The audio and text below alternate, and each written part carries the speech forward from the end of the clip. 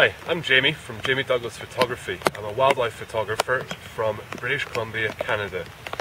What we're doing today is I am out testing the rain cover from Wildlife Watching Supplies. It's a UK-based manufacturing company that makes excellent, high-quality gear to protect your camera gear. What I have is a Canon 7D on a 400 5.6 lens, 400mm on my tripod and gimbal head. So with the rain comes potential damage to your gear. I know camera manufacturers, they do say that your gear is weather sealed. It doesn't say it's waterproof.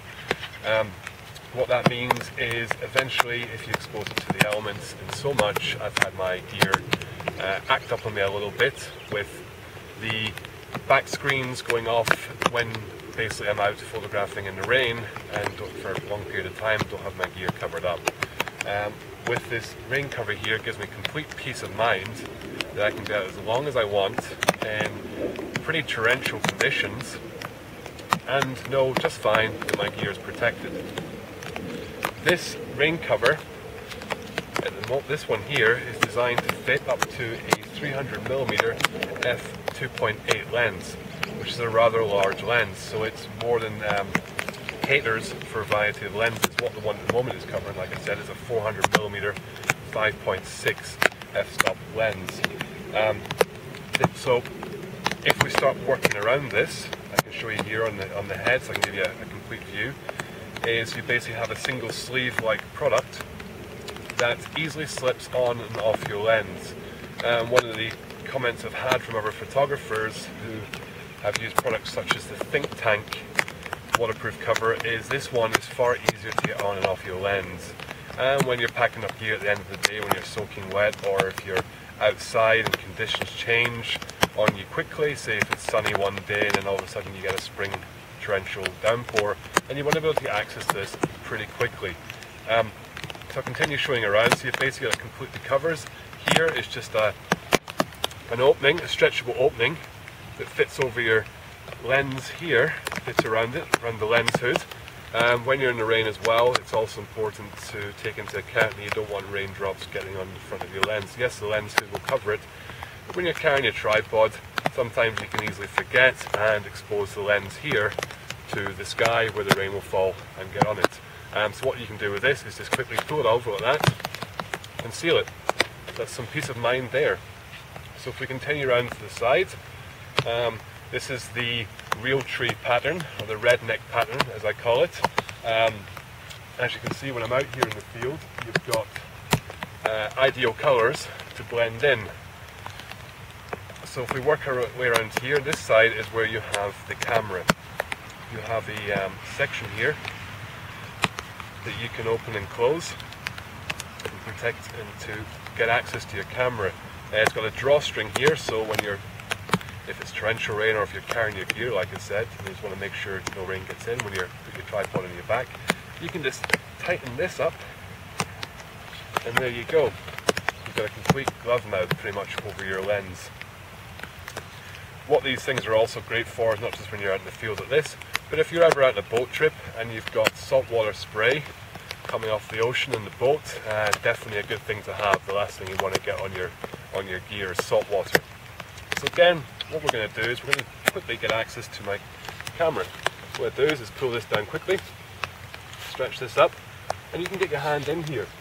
Some other lens covers have a access through the side, like a sleeve that you can put your hand up. I personally like this approach. I like to be able to get my hand in and out to my camera as quick as possible. I don't want to have my arm up a sleeve in case you've got to react quickly. You might have a second camera body with you with a shorter lens or a wide angle that you want to catch quickly if something happens. So the more accessible you are, the quicker you can react to get your gear. So in saying that, with a hand in here, you can get both hands in. If it's chucking it down, you can go like this. You can just tighten up around your hand and go like this, so you can cover it up. Now I'll just show you quickly how easy this is to use. Make sure I make the front accessible. Like a lens hood, you've always got to make sure like a lens cap I should say, if you've got the lens cap on or make sure that you pay attention to that. So now that you can see the screen here, you get complete access to your camera and all the controls. One of the things just to be aware of, it shouldn't really matter if you've got good quality gear, is the water in your hands. Just be mindful of that when you're in and touching your gear.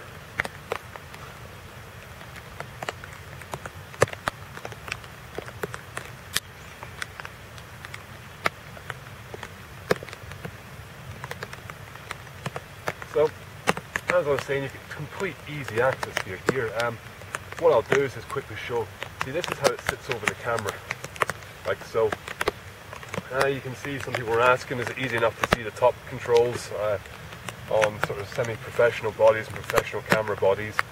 You've got screens on top of the camera to give you vital information, and access controls to changing ISO, etc. So you can more than easily access those. I can show you here if I tilt this down.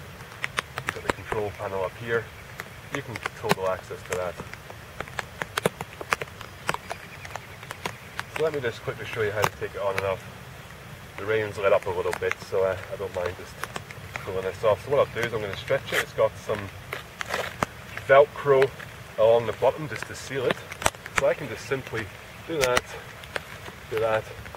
and there it is. It's off the camera. So what you'll notice is I've also got a lens cover here. I make sure my gear is well protected. When you spend $1,000 minimum and over on expensive lenses to get closer, bring your subjects closer to you when you're out with particular wildlife interest, it is important to cover your gear.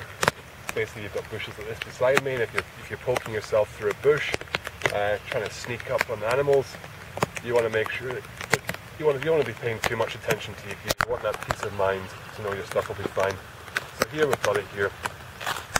This here, basically a glove that fits over, your hand through it, like so. So it's just a single sheet. You can wrap it up like so, and just chuck it in your back pocket when you're done, or if conditions change. I typically leave mine on all the time, rain, snow or shine really, and also protects it from the sun. You don't want your gear getting too hot if you're shooting in the sun, or if you're lucky enough to have conditions that doesn't rain so much if you're in a desert or so. So what I'll do is to put it back on is it's just really simple at that. And what I'll do is I'll fasten it up first before I expose the front element. So what we'll do is we'll seal it so it's as quickly as that, and all you do is just pull this over here.